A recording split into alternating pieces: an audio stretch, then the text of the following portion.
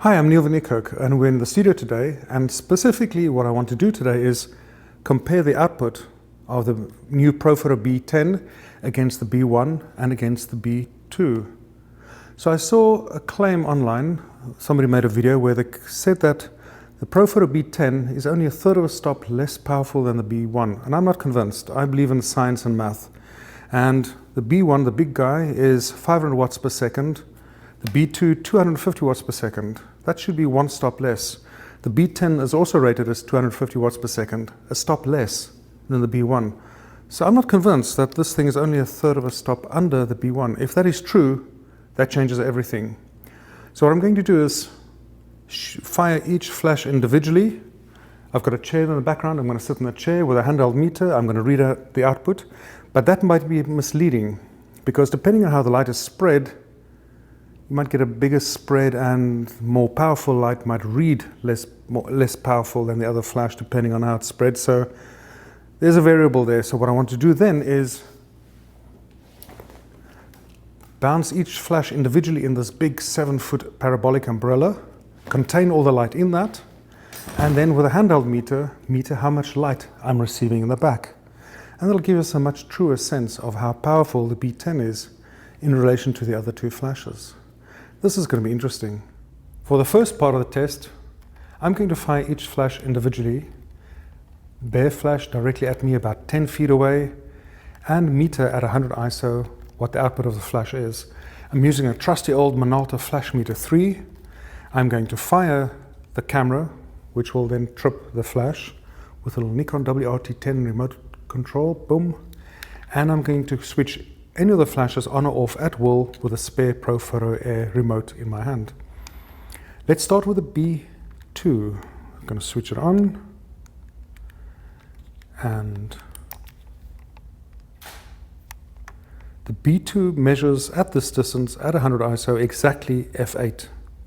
f8 and 0.1 of a stop. Great, that's our baseline. We switch the B2 off. We switch the B10 on, meter is primed, and f8 and 0.7 of a stop. Now the spread of light might affect things, like I mentioned, but so far bare flash, it is 2/3 of a stop stronger than the B2. This is interesting, but the real test will come in with the umbrella. Okay, switch the B10 off. And we switch the B1 on.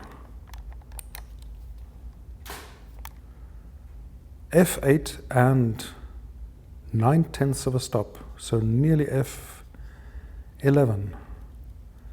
This is 0.2 of a stop brighter than the B10. I mean a squeak less than the third of a stop. But again, the spread of light might affect things.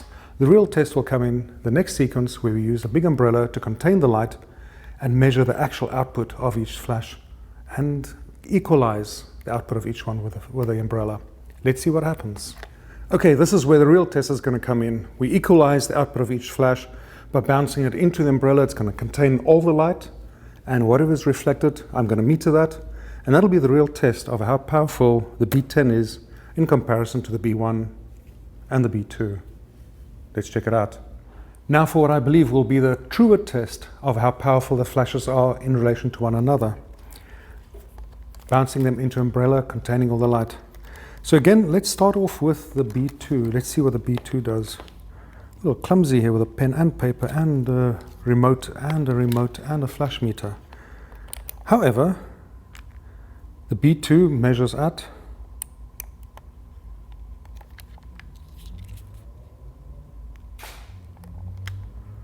f5.6 and 1/10 of a stop. Switching the B2 off and switching the B10 on. 5.6 and 0.6 of a stop. So we're getting half a stop better light. Just a double check. Exactly the same. Now for the B1.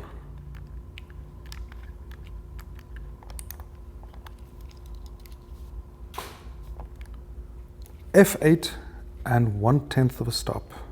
So what we have here is using this method, the B2, B10, B1. The B1, as expected, is a full stop better than the B2. The B10 is surprisingly a half a stop better than the B2 and only a half a stop under the B1. And there you have it, the Profoto B10. I'm a little surprised. The dry specification of 250 watts per second, it translated into effectively more juice than that. It's only half a stop less powerful than the B1. I am really surprised. So not just compact, I mean it's half the size of the B1, and there are no cables like with the B2, and it has built-in video light that's powerful with a variable white balance for the video light.